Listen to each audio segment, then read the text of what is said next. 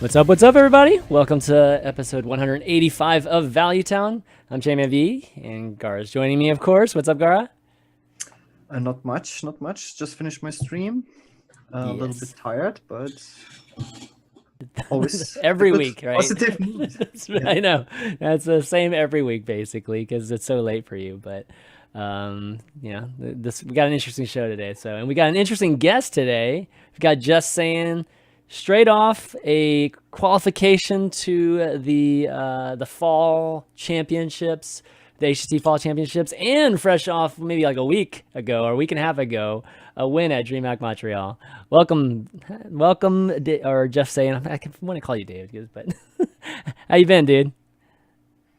I've been good, Chris. The last 2-3 weeks have just been, I don't know. I feel like I've been waiting for a win for a very long time, and then it kind of just all came at once. So I'm super happy about it. Yeah, I mean, I think a lot of us were like very, very happy for you just because it's been a long time coming, and you've been really close too. How many semis have you been to in finals, like before winning this? Well, the meme was because I faced Hunrace in like semis twice, is that the 2 times that Hunrace beat me are the times that he's won. And then, after I beat him, I think it was in top 8 this time, actually. So a little bit earlier. We met a little bit earlier. And after beating him in top 8, everyone was saying, oh, he's just going to win the whole thing now. Sure enough, you did, man. It's just a final boss, right? So, but no, that's awesome. It's been great, seeing all that success that you've been having. And I think this year has just been phenomenal for you. You're like points leaders right now. And I think we had on the interview said had on the notes here just to kind of go in an interview, but why don't we just kind of get into that? This year I think has been phenomenal for you. And I just kind of want to ask you, is there anything different to you this year than another year? Or is it just one of those instances where just things have just been lining up right for you? I think I took the competitive scene not extremely seriously the past year or so. And then when this year came around and Tempo picked up Muzzy and Amnesiac and just kind of threw me in as the third player, it's like, well, I'm dealing with such world-class players that if I don't, find a way to catch up, then, well, I'm really going to stick out as a sore thumb, right, when it comes to how we're performing. So. So how does just a question, definitely Templestorm's obviously been crushing it. You guys are number 1 in the team standings.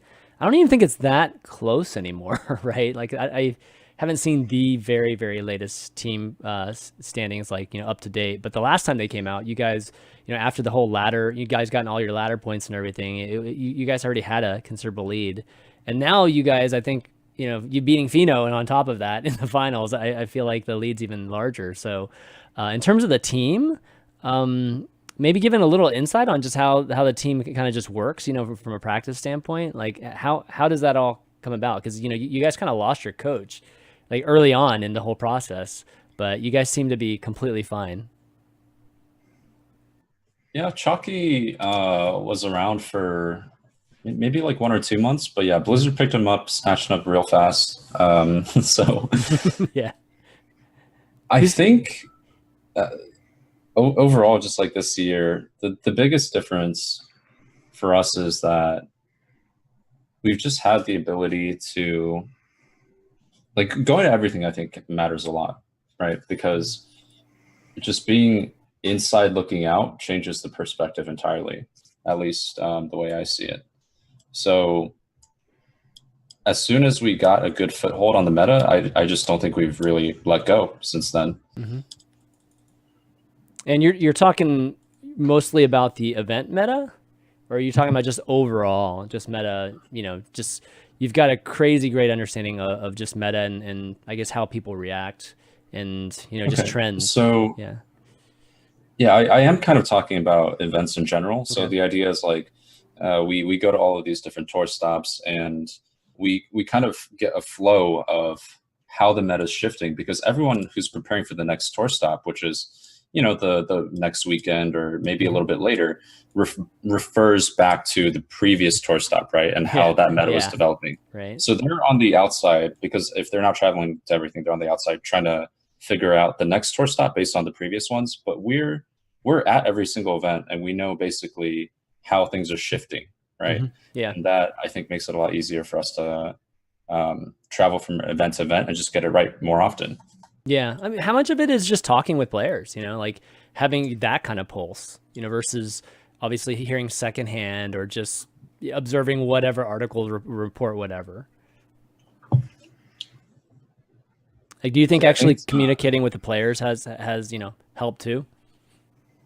Definitely. We communicate a lot with like Fade to Karma, Team Genji, like all of our competition teams. basically. Yeah, basically. Yeah. Okay. Yeah, but it's definitely worth it. Like to work with each other, I think definitely helps us more than it hurts us. So yeah, for sure. So is that kind of generally how, I mean, are the teams kind of working together then at the top? Because there's been consistency clearly with, I mean, we've seen it right all year. We're seeing the same faces, the same teams, finishing, in the top 8 for the most part. And, leading the way is obviously Tempest Storm and Fade to Karma. Does that has a lot to do with just you guys working together as, 2 teams, or has it just been a little bit more isolation and, just both of the teams, just for whatever reason, are just have figured out the meta just better than most people? I think because we're talking in such a large group, we rule out like bad ideas pretty fast. And they're definitely just group members that are in tune with the same stuff that we are. So yeah, I think it's definitely given us a big advantage, just being able to Okay. Yeah, I mean, that's good. Clearly it's working, and hopefully it continues on. So I'm gonna ask you a question, David, because I know you're so humble and everything, but like, how do you feel you rank right now in terms of best player in the world? Because I said it last week. I think you're the best player in the world right now. Like, and a lot of people are saying Hunter Ace or whatnot, but I'm going by just even the last 5-6 weeks and what I've seen. And so I kind of want to get your take. Like, where would you put yourself right now? So there are stats people that we work with that have like a hidden elo system. Yep. So it's kind of like making our own what was the website? Like Gosu Gamers, right? Like a while ago, they used to track our performance. Right. Yeah, we have some stats guys, and like kind of on a side project, they're just like getting everyone's elo together based on online, offline tournaments.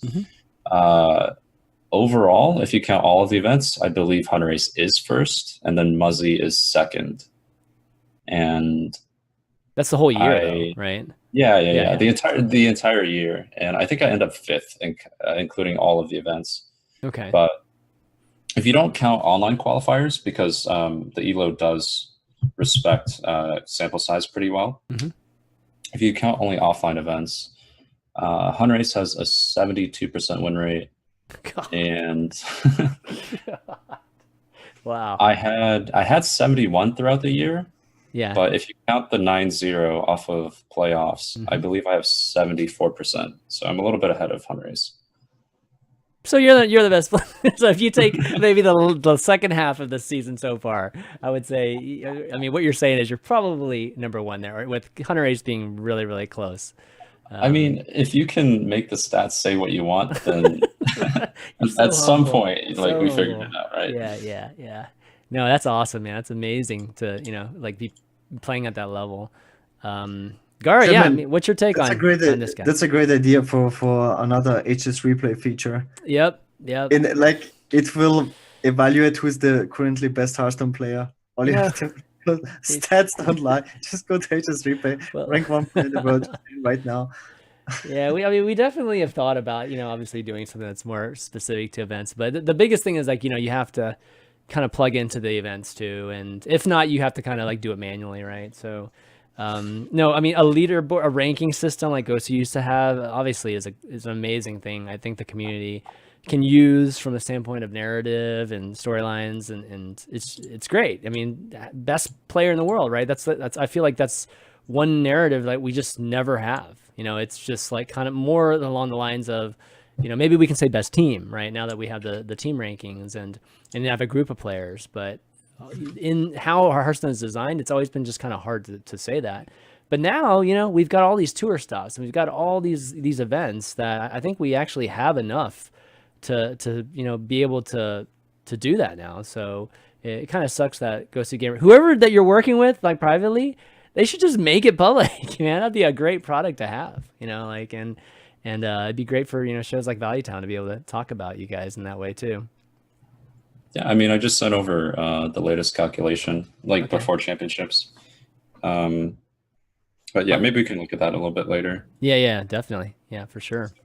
All right, so I think that there's this year's obviously there's still a few months to go.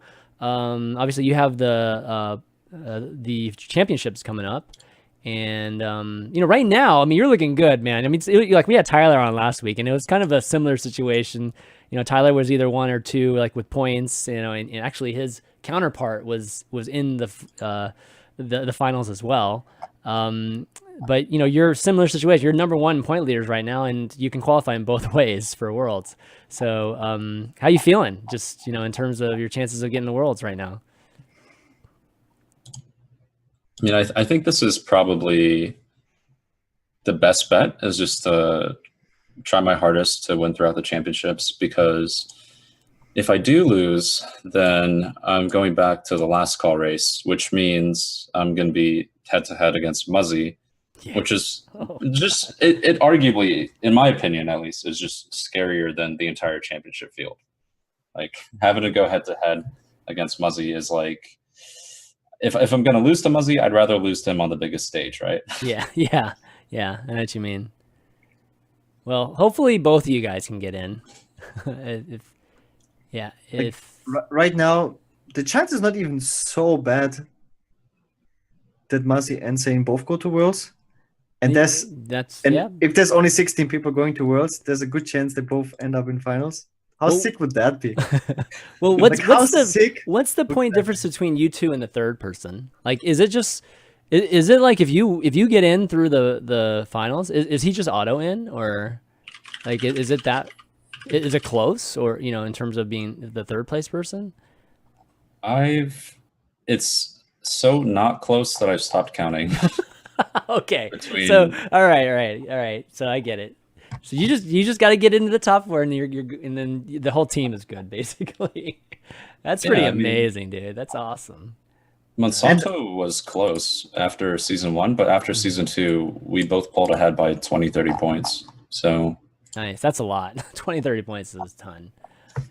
There's like no way that you guys are giving that many points up for the remainder of the season. And you can also like see Muzzy as like the best possible practice partner, because nobody wants Zayn to win more than Muzzy, because then he gets basically automatically also to That's true. It's a good point. Definitely a good point. No, I mean, I don't think you can ask for a better scenario, right? I mean, at least, being set up this way, so, congrats for doing that, man. It's all the hard work, you put in so far this year, and, it's going to pay off, dude. Not only are you going to get in, my prediction, not only are you going to get in, you're going to win this tournament, dude. You're going to keep it 3-0. You can go 3-0. No, you just jinxed it, Chanman. I know. God, I shouldn't have said that, but I can't help my excitement. So, but hopefully it's not a jinx, because we kind of point out the jinx, so maybe it's not a jinx. I just anti-jinxed it. Yeah, exactly. Right.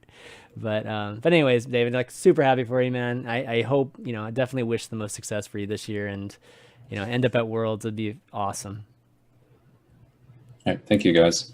But let's talk about the playoffs. You obviously got through actually in the winners bracket too. So, but you were talking about your read on the meta, and most of you guys, if not all of you guys, just brought the aggro lineup, right? At least the Tempo Storm just team ended up bringing that. But we said, in the top 4, we ended up having 2. You and Tincho, I think, brought more of an aggro lineup, and then we saw Language Hacker and Bloodyface bring very different lineups. So what did you see? You obviously went 9-0. So I would guess that the aggro pick was right on. But how did some of these other guys get through with the lineups that they had? So again, it's kind of like on the inside looking out, is after playing at Dreamhack Montreal, we kind of realized that Death Rattle Hunter, although it's like pretty flexible overall, is really, really weak to aggressive decks in Conquest. And people seeing how it did in LHS were likely going to bring it to the championships. And yeah, we had some extra techs. Like we won Montreal with Chain Gangs and MC Tech, but even then, the win rate against like Zoo Warlock and Odd Paladin is like under 20% in our eyes. So we figured bringing full aggro would be pretty good. A lot of our friends actually brought Paladin over Zoo Warlock as well because they were just that sure that aggro would be the dominant performer in the field. A little bit wrong because I think just a bunch of taunt druids appeared out of nowhere, and that's not what we were expecting. Yeah, the taunt druid was the, language hacker obviously broke out the taunt druid and had a lot of success with it. And taunt druid actually showed up in our top 5 decks last week, Gaara, right? And we were a little surprised as to what the heck was this. But, I think obviously the ladder and the event are different, but it was, I feel like somewhat of a reaction to what was an aggro type of meta on the ladder. It's just the best druid for the mirror. Like the highest win rate in the mirror, and it's like overall a decent deck and just win. Like even the bad matchups. And another thing is it doesn't play Spreading Plague, and so many people are playing like Mossy Horror and even double Mossy Horror. It's just probably the best druid version. You always want to kind of find the best druid version because druid is so OP as a class. So you actually ended up facing Language Hacker, who also got through. And I mean, his lineup was the Taunt Druid, like you mentioned, Quest Rogue, the Shutterwalk Shaman, which I know Gaara's been playing a bunch of lately, and Q Block. So that was, I mean, talk about that match. Like, were you feeling super confident with your lineup against that? Well, Language Hacker had a few techs. Like, yeah, his decks are weak to aggro, but I think his Shutterwalk Shaman was running like double Pyromancer, double Earthshock. Quest Rogue was running double Fan. The Taunt Druid had like a more anti-aggressive build, and Cube Warlock naturally is already very strong against the Token Druid. So he had kind of a soft counter on what should have been like the most popular Druid deck, right? And I think that's why he saw so much success as well, is because he beats all the control lineups, and he also gets to soft target something against aggro. So for me, I just had to find a good spot to get Druid through, which luckily I kind of predicted what he was going to queue after game 1. Nice. Talking about Bloody Face, I think Bloody Face, what did he have here? Bloody Face ended up bringing Malagus, Druid, Evenlock, Recruit Hunter, and Odd Warrior. So like very different, like even another different take on getting through here. I guess the Quest Rogue was obviously the same, but what do you think about Recruit Hunter and Evenlock? Evenlock is extremely strong. I think Recruit Hunter has enough balanced matchups, but it can definitely be the weak point in the lineup, more so than Quest Rogue against aggro. Okay, well, I think, congrats to all 4 of the guys. And again, Justsaiyan, Tencho, Language Hacker, Bloody Face for getting through. Definitely going to be seeing them in a few months here how many months is it? When's the actual finals? It's like 1 month? Is it 1 month away? It's about 3 weeks away. 3 weeks away, yeah. Like right in the middle of October, Yeah, right before BlizzCon. So get a chance to see all you guys battle it out and what you guys bring. Obviously, I'm not going to ask you what you're going to bring because you probably don't even know, given that there's 3 weeks from now. But wouldn't want you to share it anyways. We're running it back, Chanman. The exact same one. Exactly. Okay, that's what you heard it on Value Town. He's for sure running the aggro lineup, guys. So we'll see how people take that. Card for card. Card for card. Yeah, exactly. Bring it on, bitches. Let's go. That would be pretty amazing if you did actually bring it after calling it out and still winning. And then he brings that would be so card and then goes like 9-0 again or something. Right. Okay, well, anyways, moving on to Blizzard had a blog announcement, which wasn't expecting it yesterday, but they came out with some news to basically talk about what they've been working on, what they maybe been talking about internally. And some interesting things I felt like we should talk about here. Starting with, we'll start at the top here. So, the state of the meta. So they generally talked about, I guess, the fact that the meta is stabilizing, and the fact that they think it's good, and because they think it's good, I don't think we're going to be seeing any kind of nerfs. I think that even Dean was saying that there's not going to be any kind of changes or nerfs, at least anytime in the near future. So we're not going to see that kind of mid-expansion change we saw last during the Witchwood, which ended up really, I think, rejuvenating, just the staleness that was starting to really take place. And it's kind of a bummer for me, at least. I was hoping that they were going to make this more of a routine thing where they would change it mid-expansion. But want to get your take. Gaara, first you. We've been talking about the same very balanced, equally distributed meta. But how do you feel about them basically not making a change? Okay. I was reading all of it, and I had some good laughs. some Wait, stuff. Start with the state of the meta first. We'll get to some of the juicy stuff later. I want to summarize. Okay. Yeah. Summarization is that they heavily focus on newer players instead of focusing on existing players, and I think it really comes down to selling packs by the end of the day, if you think about it, because existing players have already all the cards. No, seriously, I think they summarized the state of the meta in in a few sentences.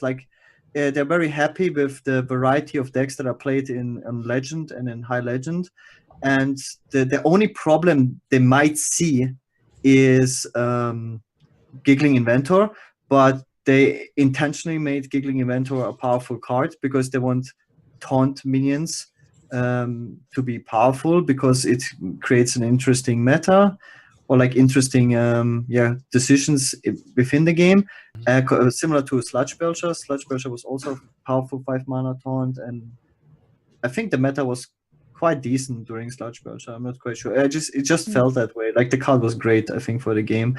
And another turn, and there's so many different tech cards against another turn, which we already discussed, with and whatnot.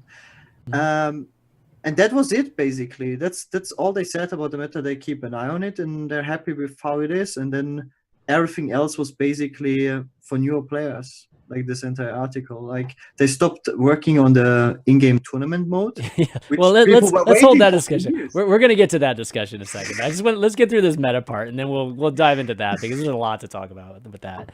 But David, your thoughts on this, because the meta, you could argue that since the Witchwood, it's been really, really great. Something I think that from a designer standpoint, they were striving for. When you see 25 decks in the top 2 tiers, from the standpoint of viable decks that you could actually get to Legend, you climb the ladder with, and all the classes are represented well. I mean, that sounds like an ideal spot to be in. But the question is can you be in this ideal spot too long and that be a bad thing? So, what's your take on all of this stuff? I don't. Okay, you want to say something about this? We're saying. Well, no, I was gonna ask Saiyan what his thoughts. Yeah. I think the meta overall has been fine. It's been very good for basically this entire year, and they're talking about Giggling Inventor being, maybe too powerful, but Giggling Inventor has counterplay, right? You have Mossy Horror, you have Blood Knight. The only thing that I really dislike though is when Quest Rogue plays Giggling Inventor and then they Shadow Step it.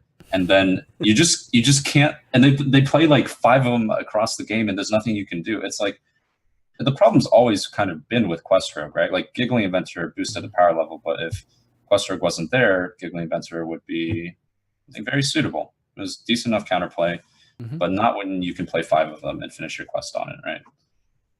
Yeah.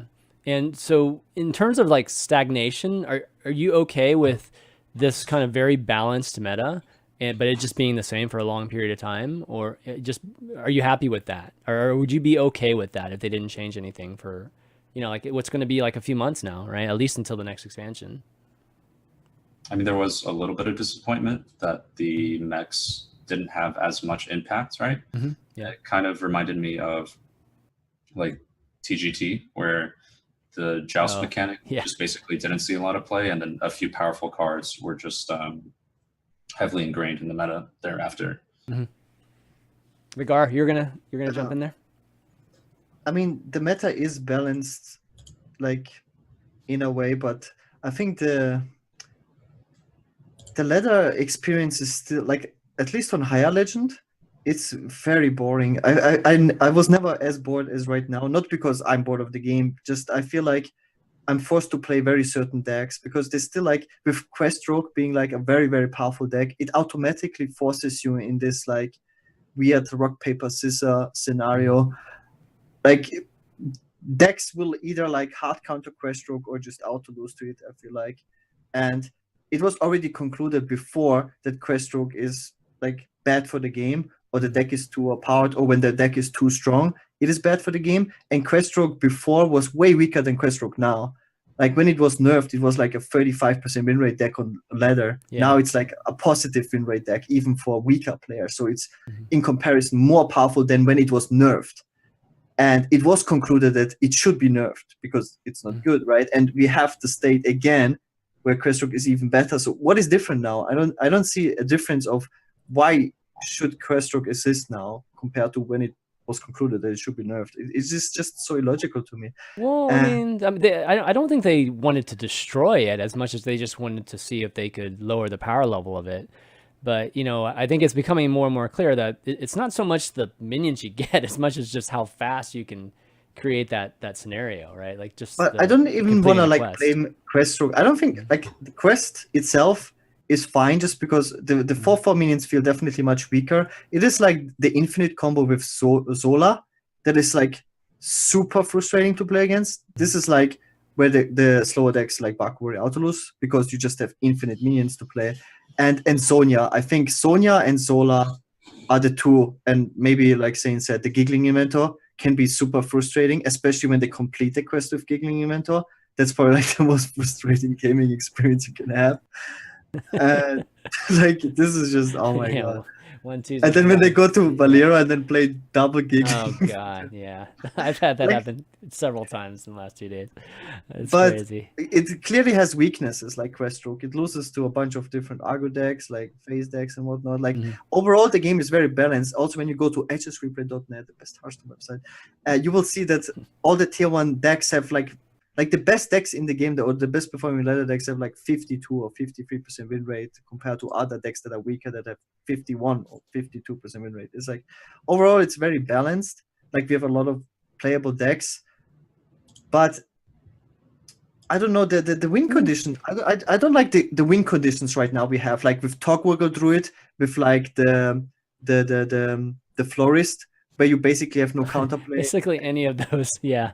You know, the quest with Sonya, fatigue-ish type of finish. There's like these cards that are just so incredibly frustrating to play against. Even though the overall win rates and stuff is okay, but there's too many of these, you know, Kalasef into Serenite Kings and whatnot. Yeah, we've definitely. I mean, we've talked to ad nauseum about it. So yeah, I don't want to spend too much time continuing to talk about it, but. I don't know, maybe saying, since we haven't heard from you, what do you think about like those type of win conditions? And, you know, you can make an argument that having a variety of win conditions is just generally better for the game, you know, instead of just like your standard beat down, you know, and you know, maybe even just like OTK or whatnot. But, you know, having these type of fatigue, you know, elements and, you know, the quests or the DKs, like, do you like having all of this variety, or, you know, are there just more problems than there are benefits from it? I've definitely enjoyed the amount of 75-25s throughout like tournament experiences. I think it allows for a lot of cool lineups and things that you can do, especially in LHS. But I think it's been a big detriment on ladder as well, because you can play your Odd Warrior on ladder to try and rank up, be 75% against the Odd Rogue, and then be a 75% dog against the Mill Druid. And that's not very fun, right? Because it does even out to 50-50. The stats make it seem nice, but yeah, like what Gaara is getting to is that there's way too many lopsided matchups, and that makes ladder kind of frustrating. Yeah, I feel like I really want to touch up to that because I don't want to be so negative. I think this is probably the best tournament meta we ever had in the history of Hearthstone, like balance wise. So like this is why we see like all these top players performing consistently throughout the year, which is like, and with I think 2 expansions being released during the year, and with new metas and everything, and we still have like the same people mostly the same people performing throughout the year. So it really shows that the tournament meta is the best we ever. I mean, so what that tells us, we need bans on ladder. It's like, it's basically what it kind of tells us, which brings us to, we'll go in this kind of a little bit out of order here, but which brings us to the fact that in-game tournament, they gave us an update on this. They announced this like months ago that they were going to come out with it with, in-game tournaments, and it was going to kind of start without bans and be a little bit more targeted for like fireside gatherings or whatnot. Well, they just announced that they have, delayed it. They basically delayed in-game tournament indefinitely.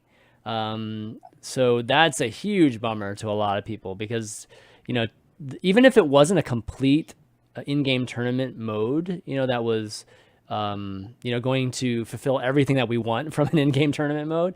I think the fact that the first iteration would be out was like a big step, in terms of getting this actually done and getting it to the point where, we all love it. And maybe we can actually end up integrating it into, how HCT people will get points and whatnot for HCT. But now we've taken a step backwards. So it's super disappointing, especially with like all this talk about, Artifact coming up too, and the timing of all this. Oh man, it just feels really, really bad. So, saying like, I want to ask you like thoughts on this, the timing of it. I mean, just how you feel about it, just generally. So they're not going to bring back open cups, I guess, is like the big takeaway. Okay, all right. I guess that is something you can take away from that. Yeah, I mean,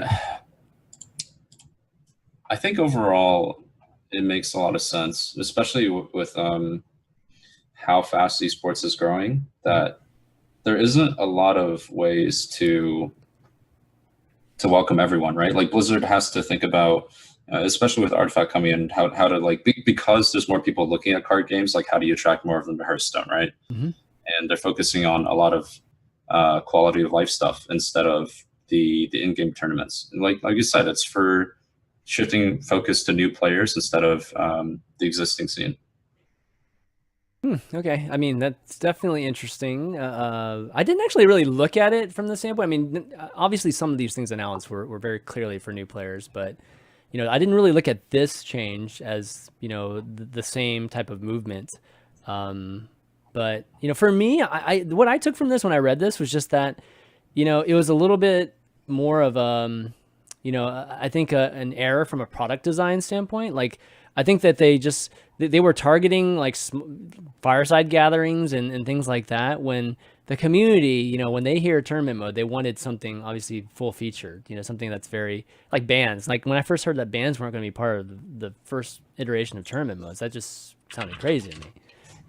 But it sounds like for me, it took even more of a, like a deeper, even a dive into that. And they just got to the point where it's just like, if we build this, we might have to rebuild it anyways when it comes down to like building the real tournament mode. So why even continue, with this type of temporary thing? But Gaara, I know you're ready to talk about this. So there's gotta be a lot. I'm sure you have some things to say about tournament mode being delayed here. I mean, well, there's not much to talk about because there's no tournament mode. like waiting for it for years, and then the only announcement about tournament mode is that it's canceled. It's like just like there's not really much to go into. Like I can, like, as I mentioned earlier, when you go over the entire article, it's like they touch on wild really quickly, like the wild balance, and they're not gonna do anything about wild, like with different reasoning. Like well, it sounds like they're asking us for feedback on wild. Like they don't know. It's like almost like they don't know what to do with wild. Like a lot of people are complaining from what I saw, and but there's also like a lot of people that enjoy the brokenness of Wild. There's just so much broken stuff going on in Wild, apparently. Like there's too many broken combos, and everyone has like quote unquote unlimited access to counterplay that is also like super crazy.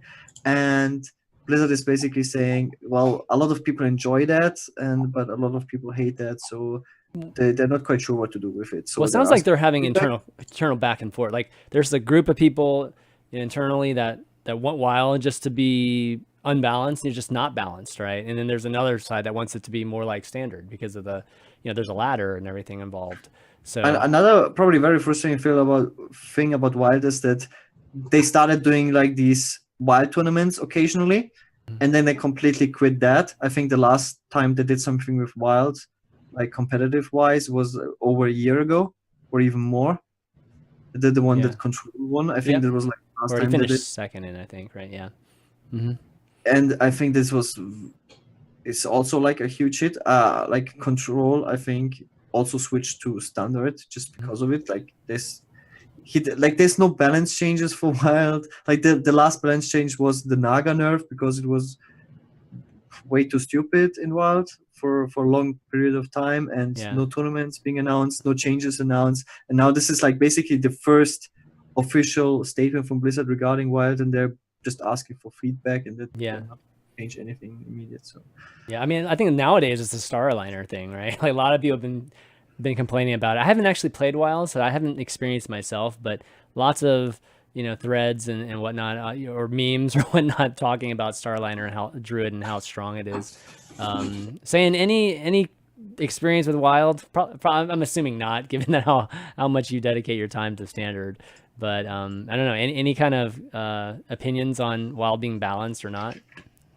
I only own 2 wild cards, and they're Golden Lotheb and Golden Dr. Boom. That's it. Okay. All right. You know. So you're saying you'd rather Wild just be standard then, because it's pretty much standard for you, at least in terms of the cards you have. Yeah, Wild is just, it's too much, and like, why compete in a format that even the creator doesn't really support?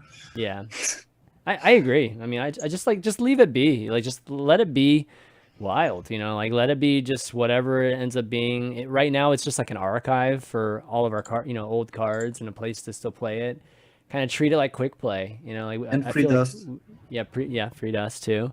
I would have preferred it just to be kind of that, and but we'll see what they decide with it. I don't think it's going to impact me, at least personally, too much. Whatever they decide. But anyways, like another thing that they talked about too is classic cards. So we are getting at least something new, in the near future. So with some of the Hall of Fame retirements, there was basically an imbalance in some of the class cards, or the number of classic class cards. And to make up for that, they decided to add 2 more mage cards and a warlock card and a rogue card, just to make sure all the classes have the same number of class cards. So the mage ended up getting Icicle and Tomb of Intellect. Icicle is an epic, deal 2 damage to a minion. If it's frozen, draw a card, and Tome of Intellect is a common card. Add a random mage spell to your hand. It's 1 mana. So any thoughts on this? Any kind of archetype you think this would be great in right now? I mean, it's a worse Bubbling Book, and Bubbling Book was already okay. Like the people are saying like Quest Mage. I don't think Quest Mage can ever become a thing without Ice Block.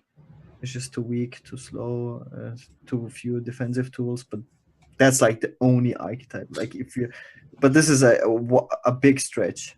Mm-hmm. And any other deck is, why would you spend 1 mana and a card to get a random mage card instead of playing the random, like a specific mage card in your deck? This card just makes no sense. Yeah. Well, I mean, again, this is for classic, right? So it could be for people first getting their cards, and it's a cycle card, right? I mean, draws a card, which all 4 of these things draw a card. So clearly that was a theme for the. It doesn't draw you a card, because the card could be a different card. Yeah, and I think like there's enough like basic cards in the game that are just better than this. It's really, really bad. Like it's like Totemic Mind. Okay. Like I did play like free to play also way back in the day, and this card is just super bad, especially now. Like But as you I said, just said that they these are probably- totemic might level bad. Really? Yeah, like why would you spend 1 mana in a card to get a random mage spell? It makes no sense. You get another third Pyroblaster. Just play the random mage, like a specific mage spell instead, or play Arcane Intellect. It's a classic card. Yeah. Basically. No, I hear you.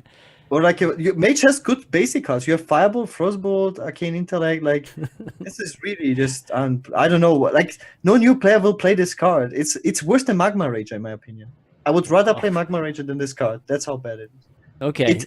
Like some people are saying it buffs Mana Worm, but that's also a stretch. It's not that. How's that a stretch? I mean, it does, right? I mean, you can get a 3/3, Sure. 3/3 Mana Worm and still have a card, coming back to you. Alright. So, Saiyan, what's your thoughts? These two. So Oh wow, that I can already I should tell. have let Sam speak first.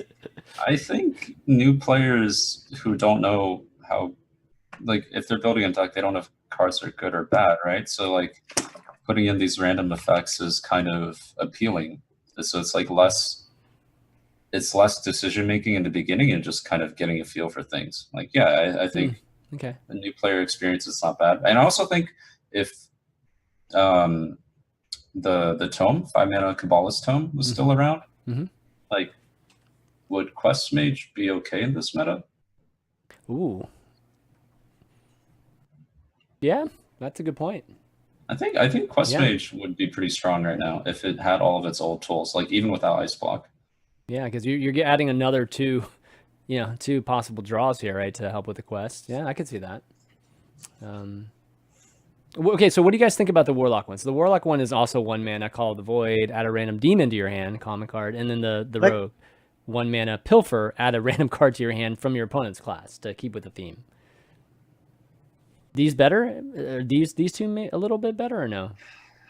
The Rogue one is worse than the Mage one, but the Warlock one is probably from those 3 random generation one, probably the best one, because you can get good demons. You can get Void Lords, you can get Jaraxxus sometimes. Yeah, it's just you don't really want to play this in any Warlock deck, but it's the best one from these. What I don't understand is, like, which is the weirdest thing, is because these cards are clearly created for new players, why one of the Mage cards is an epic card. Like, yeah, that's a good point. Yeah, this is like the only thing. Like, okay, it gives new players like new cards, whatever. But this is a card you usually would not get easily. You have to craft it, and it's like on a similar power level. So this is very confusing. That's true. I mean, I think it's because they replaced, what is it, like Ice Blocker? They replaced a card, right? So it's probably had to be an epic. Yeah. So yeah, these cards, like they said, it's geared more towards, I think, beginner players, and not, we won't see these cards. I'd be very surprised if we see these cards in standard anytime soon. But continuing on with the whole new player experience, I think this is probably the best change, or the best thing I saw, at least in this blog, was that they are, basically helping the new player experience by building out an extra 25 ranks onto the ladder. It's not just like they're just tacking on 26 through 50 on the normal ladder right now. I think what they're doing is creating like this space for the brand new players to play in and still have a progression of the ladder, because they're adding 26 to 50, but once you get to 25, you can never go down into the 26 through 50 ever again. So, people that first start, people are like literally playing the tutorial and come into this and are playing with no cards, they'll basically have this, pre-ladder sandbox to play in, before they kind of qualify into the real ladder, which is, past 25 or 25 and up. This is great. I think that the biggest hurdle to like new players, or at least the biggest churn that we probably saw from new players, is just because they end up playing people with like a lot of cards right from this, maybe not right from the start, because I think they do match make, try to new players together, but probably shortly after they're playing, rank 22, rank 20 players that actually have way better cards than them. They just are really, really bad. So, I mean, I like this change. I like this change a lot, actually. But what do you guys think? Any opinions on how they did this? Yeah, like another important thing is that existing players that play on multiple servers they have the option to skip the whole rank 50 to 26 as well. Like if you already play the game and you make a fresh account on a new server, like not fresh account but same account on a new server, you can skip this whole 50 rank thing, which is very cool. But the biggest complaint, okay, overall this is very cool, but the biggest complaint is like the icons, like what they chose for the icons. Oh man, I feel like this is no longer 2002, man. Like in 2002, this is completely acceptable. Like you can be a tree now. No, we were talking. Me and the guys were talking about this too. Like it's such a. It's not even the same art. Like I don't know what art style that is. Right? It's considerably worse than the other ones. Known for like making the prettiest everything in game. It's like clip art style. Yeah, it's surprising. Like I would have figured they would have been much higher quality. You know, not the you know, not just kind of like a brown, like a beige background, right? At least something a little bit better, like we see with 25 to 1. I mean, and it's so random. You go from chicken to mushroom, like, and then there's like a baby chicken to mushroom. But you could say, hey, man, I'm a butterfly. You know, like butterfly. Yeah, I'm a butterfly. Cool. Come on, bro. It's 2018. Yeah. Saying, you think like this change, like how they did it, or I just hope that they're gonna allow players to skip after they commit to starting it. So like if you're a new player and you opt in to play your way from 50 to 25, like if you get the hang of the game by the time you're, I don't know, like 30, rank 35, can you just skip into 25 when you're ready, or do you have to like play the whole thing through? Because everyone learns at a different pace, right? Yeah. I wonder how many, does it say how many stars each rank is? I don't think it does it? I mean, it says that you can't lose stars. It's similar to chicken. Like the old rank 25 chicken, that you can't lose stars whenever you win. No, I'm saying like how many stars to like move up rank? You know, is it I think that's the only thing they said. It's very similar then. Yeah. Because if it's not much, then, you know. If it's 5 wins. No way. No, it's definitely not 5. Definitely not 5. I mean, it's only, it's not even 5. That takes longer than to get to legend. Oh my god, that'd be so terrible. You should think about it. Oh man, it took you all season just to get the rank 15. No, it's not going to be that. Plus, you have the hot streak. No win streak. There is win. There's going to be win streak. So, so anyways, I think that's a really good ad. Let's see what else is there to really talk about. There's a welcome bundle that's coming soon. So 10 classic cards going to be good. I don't know what the price is actually going to be, but it's going to be a really good price. And then you get a free legendary, which this time around is going to be one of the dragons. So just hope you don't get Nozdormu or a Nixia probably, and hope for the others, because you can actually use the others at least in some capacity with the current meta. Hollow's End is an upcoming event, kind of the Halloween event. There's going to be a new Brawl out there too, a new Paladin hero too that'll be for purchase. Looks like a crazy mech guy. Has a bunch of prizes or treats or something that he's holding there. But that should be definitely fun. Yeah, I still don't think we have enough heroes. I feel like they could sell so many more of those if they wanted to. And another thing is that some heroes get multiple skins before some heroes get the first skin.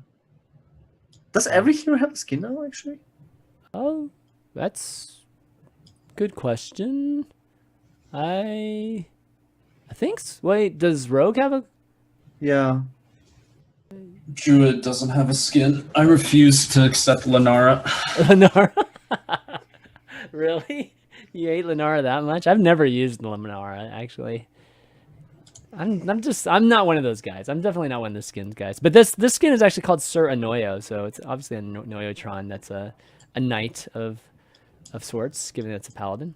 But yeah, so anyways, that's like all the news. I missed anything else? Let's see. I don't think so. I'm trying to improve the fireside gatherings. I don't know if you mentioned that. Oh yeah. It's fireside gatherings, they allow the hosts to be able to pick from a list of all of the taverns. I think you can pick an extra one to include at your event, so that all the attendees can play more than just the random one that they have like every month. At the firesides, you can actually customize at least one of them. So that's cool. I feel like even also that change is more like for newer players. Like obviously the diehard like tournaments top HCT competitors are not going to go to fireside gatherings. So I feel like most of these changes, like especially like including like 25 more ranks with like I don't know how difficult that is to implement. Yeah. And like the welcome bundle as well, right? The new upcoming event, and it really feels like they want to increase the play experience for new players more than for sure improving the ladder for legend players. Oh, Grimmy mentioned that there's a multi-class. Is it arena? Is it? Oh, was it actually arena? I thought it was tavern for some reason. I guess there's a multi-class arena that's coming up here in the during the event. Oh yeah, dual class arena returns. Yeah, in the event as well, and then there'll be a headless horseman tavern brawl. That's what it is. So the arena will be fun. So you get to pick a class, and you'll get to pick a hero power that matches the class, and then kind of go away with that. That was actually a lot of fun the first time they did that. So yeah, should be fun. Events are always a good time, and it's good that they're continuing to do it. But let's talk about the meta a little bit. So we always do our meta pulse, just kind of show the power rankings of the classes real quick, and then we kind of dive into some kind of decks. But real quick look at the power rankings. Things are settling, like people were saying, but we did have a lot of movement, at least in the rankings. The actual percentages themselves, not too much, but whatever's moving up and down, kind of changed a bit. So Drew and Hunter up a little bit, Warrock down from the top spot. We actually saw Warrior go up quite a bit. Warrior went up maybe almost a percentage point, so moved up to 4 from I think it was 7 before. So kind of saw that. Shaman Rogue drop. I think Rogue is probably the biggest dropper here. Paladin was actually up almost a whole 1.5% or something, or 1% or something like that. So so nothing too surprising here. I mean, anything you guys see that's worth mentioning in terms of power ranking? I mean, pretty close except for Priest, right? Everything is pretty tight. No? Okay. I guess nothing to talk about here. It's very similar than what we had. Maybe that Warrior's going back up. Yeah. That is for sure. Warrior was kind of bottom 4 for a while. Mm-hmm. Saying you're going to say something?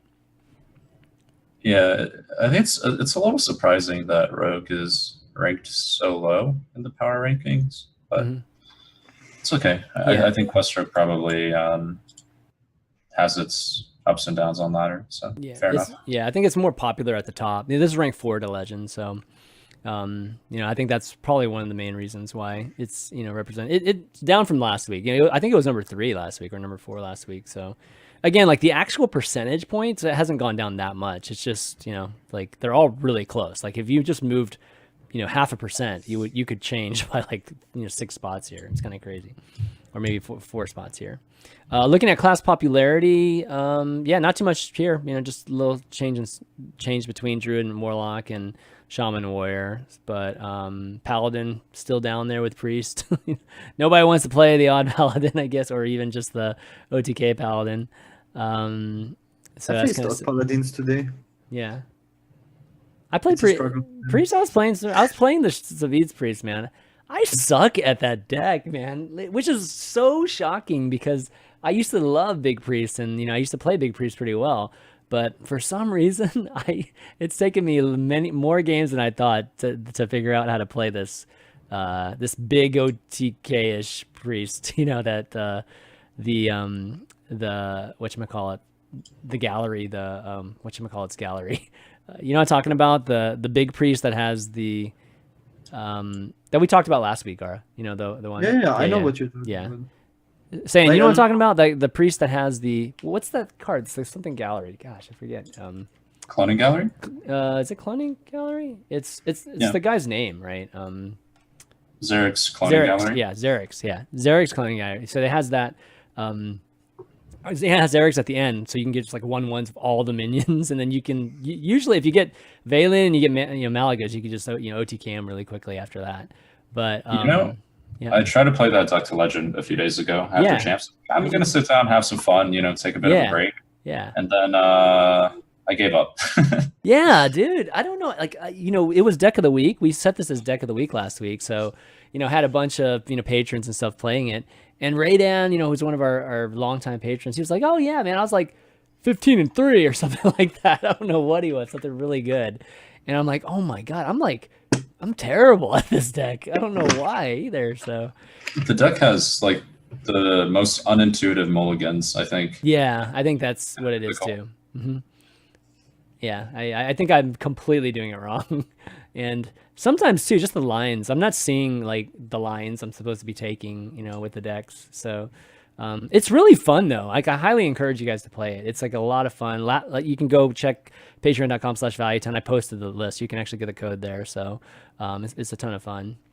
But anyways, moving on. Let's talk about the top 5 decks in the last 24 hours. Actually, no, we can talk about meta movers. This is something that Tiago put together, and he's been, you know, he tweeted it earlier. But it's just kind of a look at just, you know, some of the top, or not top, but just some of the key archetypes that have, you know, the last 2 weeks and kind of like how it's moved. So it's kind of an interesting look. So even Warlock's been doing a bit better, or at least been played a little bit more. Resurrect Priest too. Resurrect Priest is the one I'm talking about, I think. It's what we're calling it. And then DK Paladin. So, you know, just like a little quick look at here, just at these 6 classes. But nothing too big. Again, like 1%, that's not much, you know what I mean? Or I guess maybe popularity wise, it's kind of a lot. But, you know, doesn't sound like a lot though. You know, I think when you get up to like 8%, when I think decks are being playing 8-9%, that's when it's like, oh, okay, that's like significant, you know, in terms of people playing a ton usually for a reason is it's got a good win rate, or it counters some type of meta.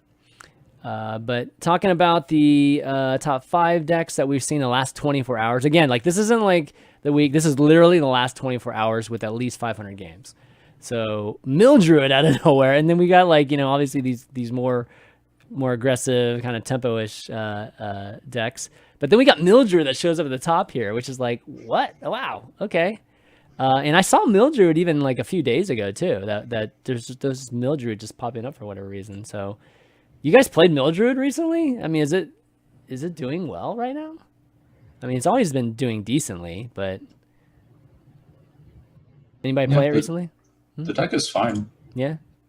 I think it just has a lot of anti-aggro tools. Like even like looking at that list, right? You're seeing double Howl, double Wrath, double Spellstone, and a Starfall. So it's taking it a lot slower. And the Mechathune kind of win condition, yeah, okay. You know, yeah. I think what really increases the Druid win rate by far the most is what I also experienced myself. Is it takes sometimes so long before you actually see what your opponent is playing, what kind of archetypes, because all these Druid decks have so many of the same cards. Like they all play Wildgrowth, they all play Nourish. Like even if they go Ironbark, the 4-mana spell that pulls the 3/6 taunt minion. Then you're like, okay, could be Taunt Druid, could be still Torgwaggle with that tagged in. And then in the end, like it takes so long, like because Mechathune Druid plays exactly the same as Torgwaggle Druid, right? Like, yeah, it takes so long till you like figure out, okay, it's actually Mechathune. And I don't even know how good it is. Like that matchup was so weird. Like Torgwaggle Druid versus Mechathune Druid is so weird. Because like if they burn your deck, that's exactly what you want. You can dump their deck the fastest, basically. It's a lot of these Druid mirrors are super weird. Like, but yeah, I think this is like the biggest thing. Like people that right now at least are expecting like Torgwaggle Druid, Token Druid, you know, Taunt Druid, not Mechathune Druid. It was like a hype deck at the beginning of the expansion, and decks recycling. It's kind of like how people get blown out or surprised by Taunt Druid. Like suddenly everyone is like playing Taunt Druid, like, and then you're like, what the fuck? And I feel like it's the same happening with, and that pushes the win rate a lot. Like even though like maybe the deck is not that good, it's like it's just surprises people. Okay, yeah. So the rest of it, any key tech that we see that we haven't seen in a while? I think these are pretty much like a lot of things we've seen in the past. You know, I think that Tempo Mage has really like established itself as a deck in the meta. It was past few weeks, it was like, is this really like a good enough deck in the meta? I think also like Odd Warrior has like deceased which is definitely the worst matchup for Tempo Mage. It's such a bad matchup. Odd War. It's so 3 weeks ago. Like it's definitely. It's really. It feels so like 3 weeks ago. Yeah, exactly.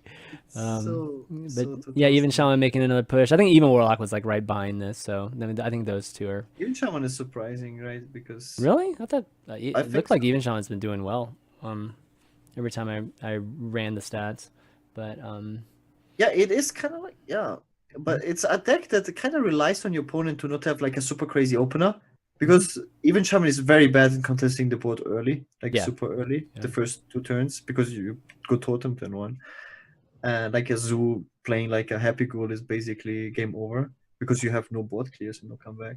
But if you play a bunch of average draw games, even Shaman comes out on top most of the time just because it's like power level, I guess, of the minions and stuff. It's kind of interesting. Shadow works better though, right? I mean, than even Shaman, like saying like between the Shaman right now, like Shudderwalk's. I feel like Shudderwalk. I mean, I definitely at events I see Shudderwalk way more. Yeah, pretty close. Shudder is like super popular in tournament. Yeah. Yeah. Okay. I think there's one last thing that I wanted to bring up, which was put together this spreadsheet for the show that it kind of introduces the concept of just looking at how the win rates look, for top 1,000 legend versus any legend underneath that, and then versus like rank 1 through 5. And it's really trying to introduce a little bit of the concept of people playing decks a little bit better at higher ranks or differently, whatever, better or worse, for the most part it's better. Obviously we have to take into account that the meta is a bit different at the different ranks, so that does play into it, take some into account. But I think eventually what will end up happening, I think this is more of like a comprehensive list, but eventually we'll probably like reduce it down so that it's more representative of the meta at that time. So there's like at least a number of games or a number of qualifying, or games that qualify, the numbers. So, but right now this is more of a comprehensive look at it. So it's kind of interesting. I mean, like it shows that Mechathune decks, the Priest and the Warrior, have the biggest difference, in terms of like any legend player under 1,000 versus like, the guys, where you guys are basically in the top 1,000 or so. It's 11% difference, in terms of playing the Mechathune Quest Priest, which I'm not sure is a very popular deck, the Quest version. But the Mechathune Warrior, definitely something that we've seen before. There's a 6.2% difference, which is kind of like, wow, that's huge, right? Anything on here kind of stand out? I mean, none of these, what's really interesting is like some of the top decks don't appear like in the top here, which kind of means that, I don't know, maybe the decks that are kind of like quote unquote good in the meta seem to be, easier to play, like, and maybe it's indicative of that, but we see Spell Hunter here, but I know Secret Hunter is way down here. So, yeah, well, I mean, I guess, what's your thoughts on it generally? We're trying to like pull up some numbers here, but like, what are some of the decks do you think have like the biggest win rate difference in terms of? Where's Quest Rogue on the list? It's pretty far down, right? Yeah, Quest Rogue is, right here. Yeah, so this should be. I mean, you would think this would be pretty different, right? And it's not. That's like, is this 0.1? Yeah, 0.1 between basically the best players and. I would say the top, at least the best players that are using HCT. Invest Shadowwalk Shaman. HCT, Shadowwalk Shaman right here. Yeah, it's actually worse. That's actually unbelievable for me, because like I feel like I play Shadowwalk Shaman so much better than pretty much any player I face, and I have a way better win rate. This is in the last week too, so that it shows on HS replay, but this shows basically doesn't matter. Which shocks me. Like, it definitely matters. Yeah, I mean, so again, like I ran kind of a comprehensive look. I think the next modification to this will be like, showing a more qualified pilots, because this includes people that only played it like a few times. You know what I mean? Like even rank, 200, 300, 400. Let's just, for whatever reason, they're just like trying a deck, which probably doesn't happen very often, because we're talking about people that actually care about their rank, and one loss is like the end. Is really, really painful. But this does include people that probably didn't play some of these decks very often. So I'm going to distill this even more. So might not be worth talking about right now, but once I distill it even more, I think we'll be able to get a better look at it. Like if the stats are wrong, then Mecha Doom Priest would be like even crazier, like difference between. Yeah. Well, I mean, it's a little bit, it's tougher too, because with rank only 1,000 legend players, obviously not every single one of these legends, or even like 1,500 of them, right, are contributing to our data, right? So it's just less data too at the top. So trying to figure out the best way that we can, because we want to show like the difference, right, in terms of guys like David here, and playing, and even yourself, Gar, like playing like the Shadowwalk Shaman better than everybody else, and I'm trying to basically figure out the perfect way to show that. So I think with this list we still need to distill some more, but hopefully we can get to the point where we can be able to show that. But definitely with the odd, but Quest Rogue, you think has one of the biggest discrepancies. Is that kind of what you were looking for there, David, or when you pointed that out? Yeah, I think what the stats mean to me as a represented, it's just like these niche decks that you just don't see a lot seem to be standing out, instead of like factoring skill. It's just factoring people's inability or inexperience playing it or playing against it. That's about it. Yeah. So that's that probably having a qualifier for a number of games would at least like get rid of that, right? Get rid of basically the whole element of people not playing the deck much and not having just being bad at it just because they haven't played it much, versus being you would think that you're well experienced but you're still not playing it as well as some of the top tier players. So we'll rerun that next week. We'll take a look at it a little bit closer, but yeah, that's kind of like one of the things that I definitely would like to start figuring out, and because it's always in a topic. Like we talked about the whole Odd Rogue versus Token Druid last week, and that's like a debate, right, between the Fino kind of brought it up, and people have like different opinions Wasn't it on Quest Rogue versus? Yeah, Quest Rogue versus Token Druid. Which one has the better matchup? Which actually, what's your take on that, David? Quest Rogue Token Druid? Yeah, which one's better? In the matchup, in the actual matchup. I think it's still Token Druid favored. Okay. But you really have to change your mulligans, because now that everyone plays the double fan, you're just looking to play a list that runs double chain gang, double giggling, and just try to space out threats and push in early damage. Because if you can't do that, you're going to lose. Yeah. Ooh, okay, that's a good take. I mean, I think last week, I think both you and Tyler said Odd Rogue, right, Gaara? Was that right? One of you guys said Odd Rogue. No, there's no Odd Rogue in this scenario. Oh, not Odd Rogue, sorry. Quest Rogue. One of you guys said a Quest Rogue. Slightly, Quest Rogue. I mean, especially now with Fan, but the thing is, the double taunt, the double Serenite with the double taunt buff guy, it feels like such a different list. Mm-hmm. Okay. It's also much better against Shadowwalk Shaman, by the way. But yeah, because you get out of range from the Electro Double Storm, and out of 14 range, so it feels like different decks. But Quest Rogue with double fan is also so different, I feel like. Yeah, I hear you. Okay, well, anyways, why don't we do some Q&A? Before we do, I just want to give a shout out to our patrons, the folks that have been supporting the show for a long time. And if you want to become, a patron and help support the show and help us do it every week, go to patreon.com/valuetown.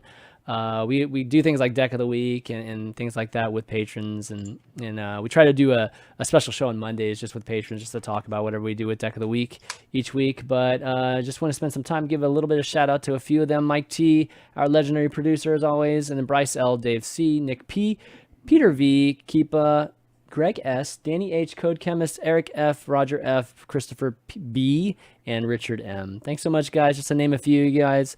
We'll if we haven't called out your name, you'll definitely be called out in the next week or two. So don't worry about that. We just have to we don't want to read out a list of a ton of people every single week. So we try to just read out a few of them every week. All right, let's get to Q&A. We got Ahmed N, regular, got a question. Is streaming killing competitive play? All right, that's a good way to start. And shouldn't players be allowed to stream their matches on their channels? I think we are in a point where it is optimal money-wise for big-name competitive players to stream more and go to less tournaments. Okay, so first question, is streaming killing competitive play? You know, I think that maybe the root of that question comes from the viewership numbers. You know, like obviously when HCT is on or Global Games is on, the regular streamers, the biggest Hearthstone streamers are just streaming on top. You know, like and taking away viewers. You know, like I remember back in the olden days, we wouldn't have that, right? People would actually avoid streaming during the times where tournaments were on, and then so we would see like more of an aggregate viewership for the tournament, and so we'd get these really large numbers. But nowadays, you know, there seems to be a disregard for events, and we don't see anything like that. So Saiyan, I'll kind of pose the question to you, given that you're one of the folks that get airtime at the events, and you haven't been obviously streaming as much because of being so focused on HCT. Do you see streaming hurting the competitive side of Hearthstone? Just the community streaming side of things? I don't think so. I mean, a lot of the big streamers used to be competitive players as well. Mm-hmm. Yep. And most of the time you're watching them to get better at the game still, right? Like Hearthstone, streams are still very, very two-way. That's a lot of interaction. And are there a lot of like viewers that just watch for entertainment, I guess? Like, yeah. There's still some like that, but most of them are still playing top legend games, right? Like RDU, Tice, Dog, they're all, for the most part, still highly competent players. And you watch them for gameplay a lot of the time.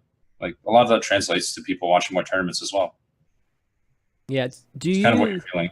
Do you feel, I think that there are definitely some players, and I forget if we talked about it with Fino or I forget exactly which guest it was, but I think there are some players, competitive players, who are going to the events and playing the events that still have like, if you're talking about like the path to like getting to where they're trying to get to, it's kind of like do well at the competitive events but eventually finish off as a streamer, like a popular streamer, like that sort of thing, right? We've kind of seen Tice do it, but Tice didn't necessarily like go into competitive Hearthstone to do that, and Tice is still competing to some extent.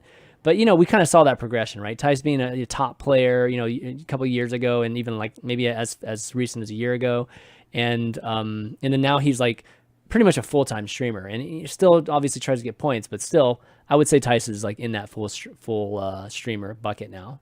Do you see that still being the general, like that the prevalence of that being, true, and do you find yourself in that same bucket or not? That argument's been touted a lot, I'd say. I mean, I quit streaming earlier this year so I could focus on like competitive. So am I doing it the wrong way? Or yeah, you could. I don't know. You can make an argument if at least the people that feel that streaming is the end goal, for all this. And I think it probably comes from the standpoint that the money, it's like a purely money play. Or like the logic comes from money, because there is more money in streaming right now than there is in competitive Hearthstone. Like I think you and just like a handful of people, Andres, and are the ones actually making, I would say just at least you could say a recognizable amount of money. I think most other players aren't, and they're having to go to all these events too. So I don't think there's anybody that would argue that streaming isn't like better money. And I think that's where it comes down to, right? Like that's where the argument comes from, unless there's something else. I mean, the lifestyle, is the streaming lifestyle better? I feel like now it's so much different than it was like 2 or 3 years ago, because first of all, the Blizzard is doing more for the competitive overall format. Yeah. Like with the team standings and stuff, so people can live as a competitive Hearthstone player. And I feel like now you make more like a decision. But like back in the days, it like 2 or 3 years ago, it was more like fluid. You could like compete and stream at the same time, but now you have to kind of make a decision if you want to be a streamer or like a competitor. And this is why it feels like streamer are like trying to steal viewers or whatever, just because they can't compete anymore because of the tour stops. Basically, like you just can't go to all the tour stops and stream at the same time. It's just like, look at these people, like they're like traveling sometimes 3 months before they get back home. It's crazy. You can't just not stream for 3 months in a row. So I feel like it's not the end goal. It's kind of like you have to make a decision what you want to do, like live from competitive Hearthstone or being a streamer. But before, it was definitely like that, the feeling I'll compete, win some big tournaments, and then become full-time streamer. It feels different for sure. Well, I think it's harder to get initial notoriety just starting off and being a streamer full-time and that's all you do, you know, versus like trying to at least get, you know, like your name, you know, you might get airtime, right? Just playing against like whoever plays against David here, you know, like they'll get at least airtime against him, you know, and for whatever, you know, there's a chance that he might end up beating somebody that's very recognizable, right? And then I think that kind of okay, for new people, I think this is the worst time to get into competitive Hearthstone or like to become a professional, like a big Hearthstone streamer or something like that right now, like from scratch. Streamer, or you mean competitive, like just both? Okay, both. Like, because like you're basically teamless, right? And you have to go to the tour stops to compete with the top other players. Yeah. And who's gonna sponsor you that? So you basically have to sponsor yourself, which like a lot of these tour stops are like, they go from America to really expensive to go to. Asia.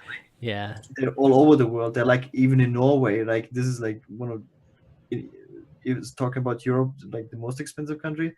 So that's like super bad. And the prize pools are also like very low. Like you win like 5K or so for first place. So even if you pay for your own trip to get there to win, you don't really get compensated. So, and Blizzard is supporting team standings, right? So as an individual, to get in a competitive Hearthstone, I think this is like the worst time right now ever, just because of how hard it is to make a name for yourself.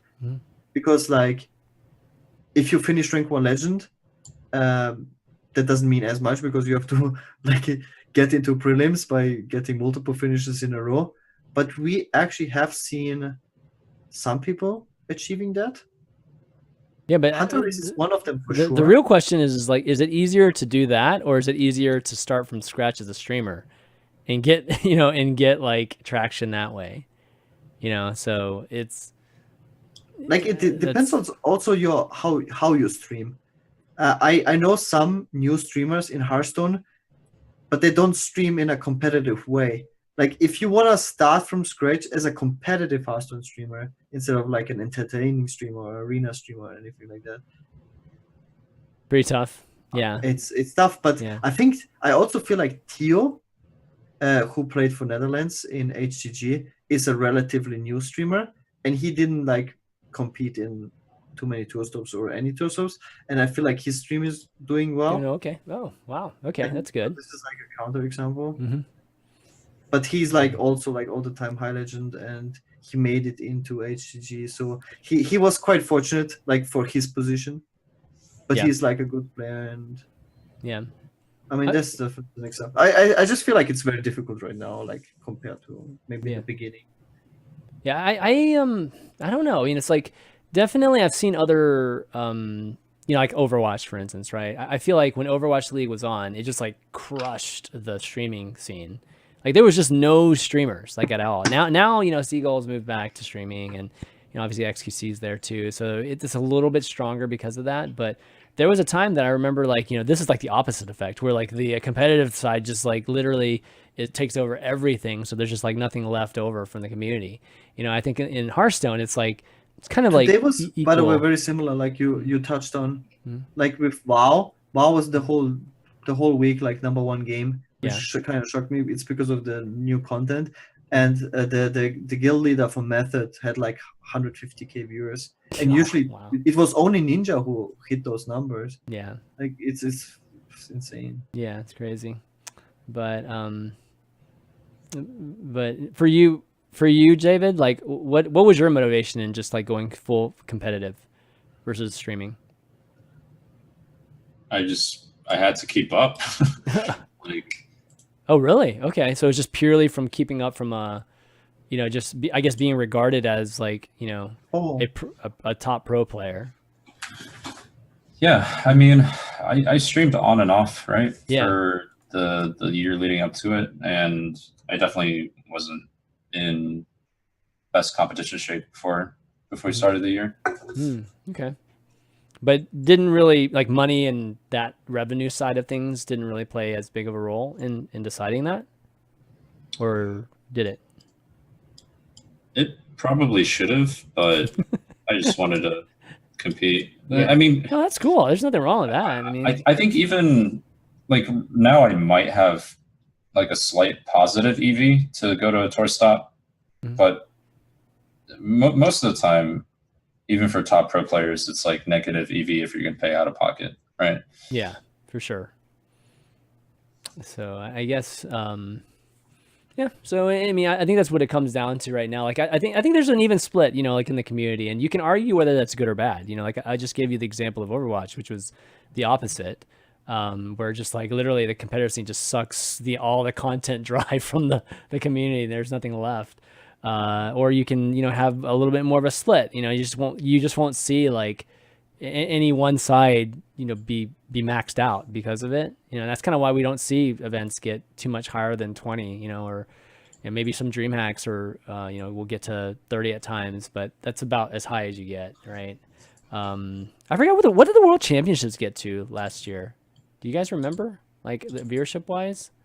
I don't even like in Amsterdam. I don't remember what the viewership was that was for, because I was actually there, so I didn't see what it was, but you would think it would probably be the highest at that point. But anyways, that's Ahmed Den's question. Oh, go ahead. What? I just remember that the timing was kind of like poorly chosen on when it was. Like it was in January, and then the hype leading up to was kind of gone. This is what I remember. Well, Prime says he thinks it hit 100K. That's awesome.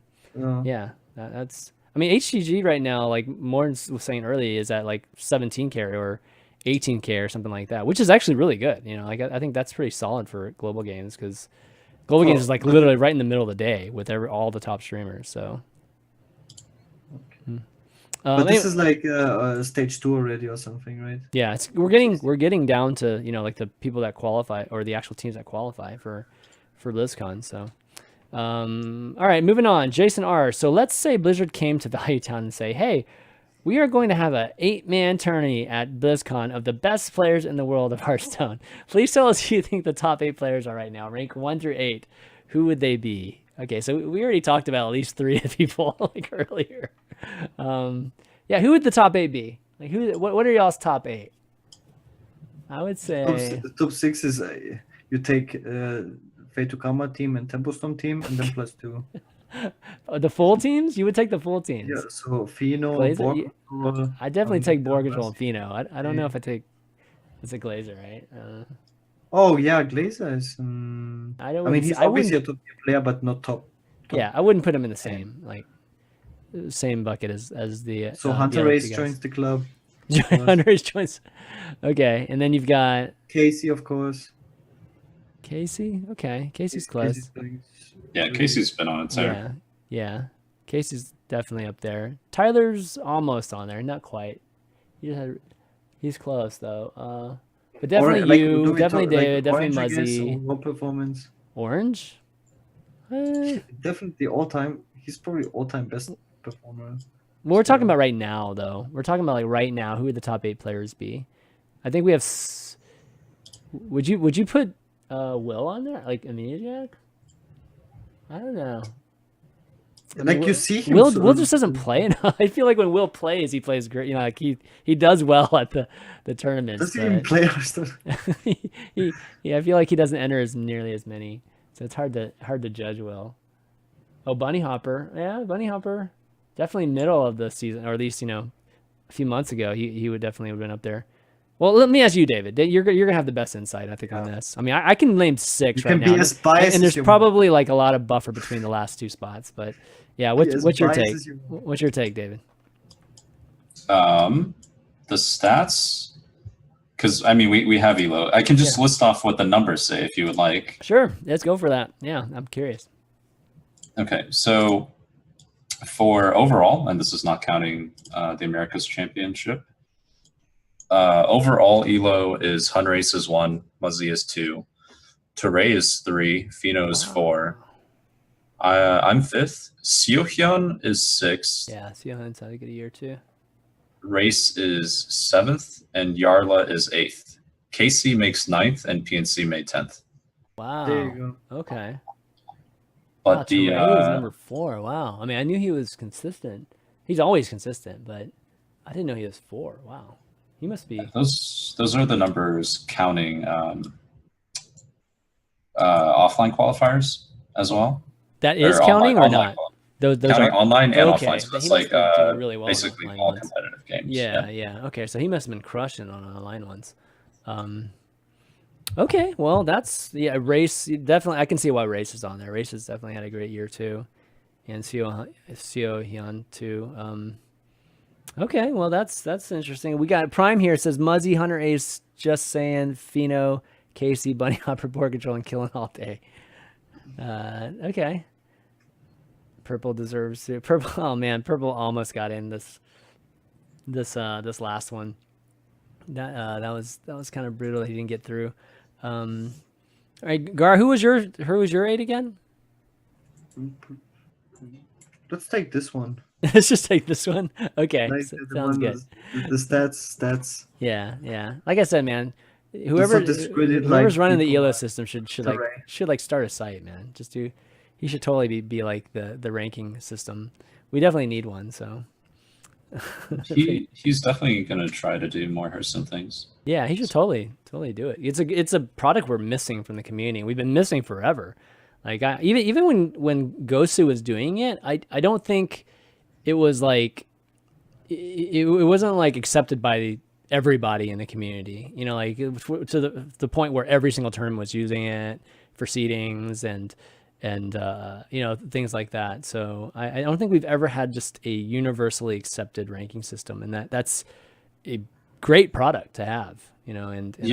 They used to do invites to like CN versus NA and CN versus EU based off of Ghost of Gamers. Oh, did they? Okay, well that's good. Like your chance to win the Ferrari or whatever it was that year was based on like your kind of arbitrary elo on Ghost of Gamers. Like that was a dark time for Hearthstone in my books. Yeah, it definitely was. I mean, there's this whole, there just has to be some type of, just some type of what do you call it? Just whether it's an organization or just whatever it is, ranking system that just decides, like which events count towards it. Right now the closest thing we have is HCT. And I don't think HCT, necessarily takes into account. I mean, it's just like literally raw points. It doesn't really take into account matchups, and even just like the granularity of it too. If you lose first round, you don't just get nothing. Like you lose first round, or you lose, or you get knocked out in Swiss. It doesn't matter what your record is. You get nothing, right? No matter how well you did. But I feel like ranking systems, we need something that represents just every match. So I'm assuming that's what this guy's system does. Like it takes into every single match, including the Swiss ones, or no? It does include all the Swiss matches, and I think it also gives some weight to number of games and some weight to opponents' elo. So nice. Okay. Yeah, that sounds great, man. Totally should use it so that we could see it. The rankings come out so few and far between. It's kind of crazy. Okay, any other questions, guys? Maybe one more question if anybody has one in the next like 30 seconds. Otherwise, we'll wrap up. Actually, I have a question for you, David. Like, when's your next event? Like, is it the Fall Championships, or is there anything you got to do in between? We're going to Oslo at the end of the month, and then the next weekend is Singapore. And then I think it's championships. Oh man, that's crazy. So you're going to be playing all the way up to it. Yeah, get some practice in, right? Okay, yeah, you can look at it, definitely look at it like that. Do you not have any preference for like maybe hiding stuff, like going all the way up to it? You know, maybe like a couple weeks before it, or when do you have to turn in decks by? I don't know. Yeah, they probably don't know yet. Yeah. They sent me a questionnaire, and that's about it. Oh, okay. All right. Well, it's going to be a busy couple of weeks then, or actually next 3 weeks, and then you're going to be at BlizzCon because the U.S. team's going to make it, right? It's looking grim again. We'll see. Oh, it's still possible, man. As long as it's still possible, you guys can do it. But yeah, get ready for just a lot more competitive Hearthstone in the next month or so. Let's see what. Okay, these questions are total meme questions, so I'm not gonna ask them. So why don't we wrap up? Dave, it's been awesome having you on. It's been too long since we've had you on. I feel like we were talking like a while back about having you on a lot more regularly, and then we just kind of like never got to a good point there. So. But you've been having a phenomenal year and the team's been doing great. So, congratulations on that. And, any shout outs you want to do before you take off? No, I think I'm all right. Okay, cool. No problem. Gaara, how about you? No, I think I'm all right. Wow. Jeez. Shout outs to Stan for being on the show. That's super cool. Right after he won 2 huge tournaments back to back. Absolutely. And yeah, it's been fun. Lots of stuff happening, and looking forward to next week. And shout out to my stream. I stream every day. Twitch.tv/GaaraByShaman. Okay, and thank obviously both of you guys for doing the show. Everybody for watching. You guys have been great in the chat today. And you guys can find the show on YouTube, of course, youtube.com/hsreplaynet. And we are an hsreplayshow.net show, so definitely go to hsreplay.net, find the stats, or find the deck that's going to help you climb the ladder at your rank and region. And you can find the show also on all the audio channels like iTunes and Google Play and Spotify and soundcloud.com/ChanmanV. But that's going to be it, guys, for this week. So for Justsaiyan, Gaara, and myself, ChanmanV, we'll see you next week.